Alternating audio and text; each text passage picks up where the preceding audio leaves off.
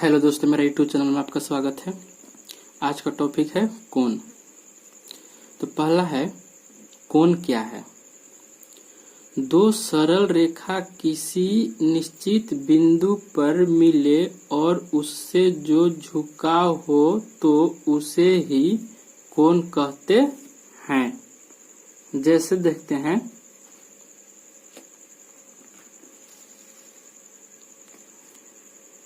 दो सरल रेखा एक बिंदु पर आकर के मिल रहा है और इसमें जो भी कोण बन रहा है उसको हम लोग क्या बोलेंगे, कोण बोलेंगे। जैसे एक रेखा इधर से ले लिए, ये मान लीजिए एक बिंदु ले लिए, और एक रेखा इधर से आया, मान लीजिए नाम दे देते हैं ए बी सी। तो इस रेखा और इस रेखा के बीच में जो भी कोण बन रहा है उसको हम लोग कोण बोलेंगे। तो अगला प्रश्न देखते हैं। अगला है कोण के भेद, यानी कि कोण के कितने प्रकार होते हैं। तो माप के विचार से अर्थात अंश के विचार से कोण के 5 भेद होते हैं। कौन कौन भेद होते हैं देखते हैं।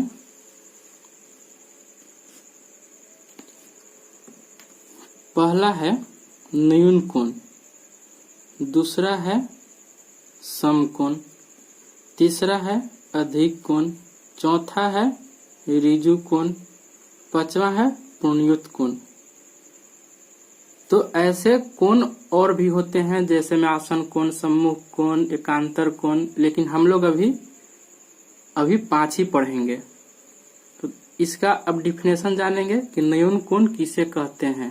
तो चलिए अगला प्रश्न में चलते हैं। पहला है न्यून कोण।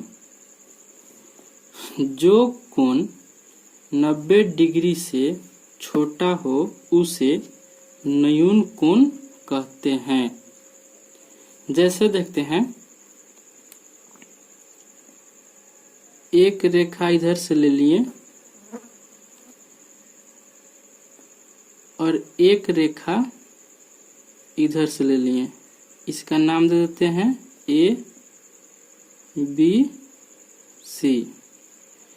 तो इसके बीच में जो भी कोण बन रहा है उसको हम लोग न्यून कोण बोलेंगे, यानी कि 90 डिग्री से छोटा हो उसे न्यून कोण कहते हैं। जैसे मान लीजिए कि रेखा लिए, ये जो सीधा होता है ये 90 डिग्री होता है। तो यहाँ से लेकर के यहाँ अगर इसी बीच में कहीं भी कोण बनता है उसको हम लोग क्या बोलेंगे, न्यून कोण बोलेंगे, यानी कि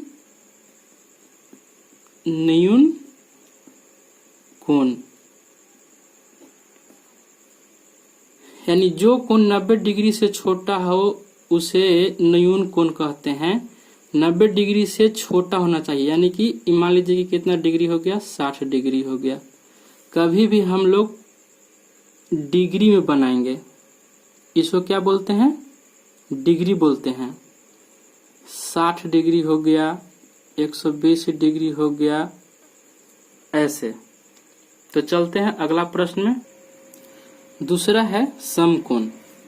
तो जो कोण 90 डिग्री के बराबर हो उसे समकोण कहते हैं।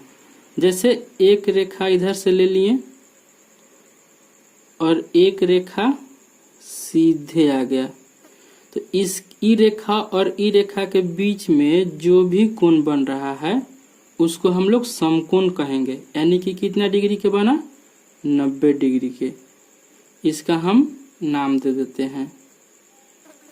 कभी भी समकोण जो होता है सीधा 90 डिग्री का होता है ना, इसको हम लोग बोलेंगे समकोण। तो अगला प्रश्न देखते हैं। तीसरा है अधिक कोण।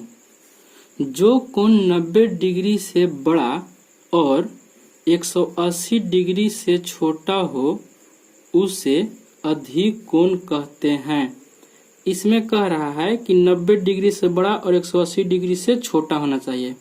तो एक रेखा हम इधर से ले लेते हैं, ये मान लीजिए बिंदु ले लिए, और एक रेखा इधर से आ गया, इसका नाम दे देते हैं ABC। तो इस रेखा और इस रेखा के बीच में जो भी कोण बन रहा है इसको हम लोग अधिक कोण कहेंगे। तो मान लीजिए कि 120 डिग्री का हो गया।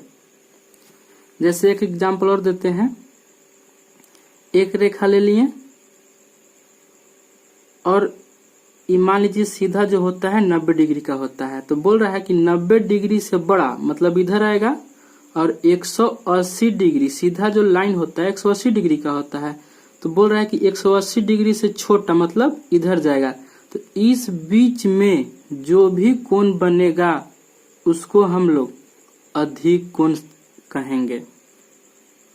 तो अगला प्रश्न में चलते हैं। चौथा है ऋजु कोण। जो कोण 180 डिग्री का हो उसे ऋजु कोण कहते हैं। जैसे मान लेते हैं एक बिंदु यहाँ ले लीजिए, एक रेखा इधर से आया और एक रेखा इधर से। इस बिंदु पर कितना डिग्री का कोण बन रहा है? सीधा गया 180 डिग्री।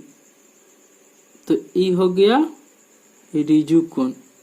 इसको नाम दे देते हैं ABC, यानी कि 180 डिग्री का कोण हो। तो चलते हैं अगला प्रश्न में। पांचवा है पूर्णयुक्त कोण। 180 डिग्री से बड़ा कोण को पूर्णयुक्त कोण कहते हैं। जैसे इसका देखते हैं, एक बिंदु ले लिए, यहाँ से एक रेखा गया और ये जो रेखा हुआ मानते हैं इसको हम लोग 180 डिग्री का है। तो 180 डिग्री से बड़ा यानी कि 180 डिग्री से इधर हम बड़ा खींच दिए, इसको नाम दे दिए A, इसको नाम दे दिए B, इसको नाम दे दिए C। तो ई रेखा और ई रेखा के बीच में जो भी कोण बन रहा है उसको हम लोग पूर्णयुक्त कोण कहते हैं। जैसे देखते हैं, एक और एग्जांपल देखते हैं। ये जो रेखा है इस बिंदु पर अगर गोल ऐसे जाता है तो 360 डिग्री का बनता है। तो इसी में बोल रहा है कि 180, तो ये तो मानते हैं हम लोग 180 डिग्री। तो 180 डिग्री में हम लोग चाहे तो इधर बना दें, चाहे तो इधर बना दें, चाहे तो इधर बना दें। तो इस 180 डिग्री से बड़ा, ये सब 180 डिग्री से बड़ा हो रहा है, तो इसी को हम लोग क्या बोलेंगे? पूर्णयुक्त कोण कहेंगे। अगर वीडियो अच्छी लगे तो लाइक कीजिए।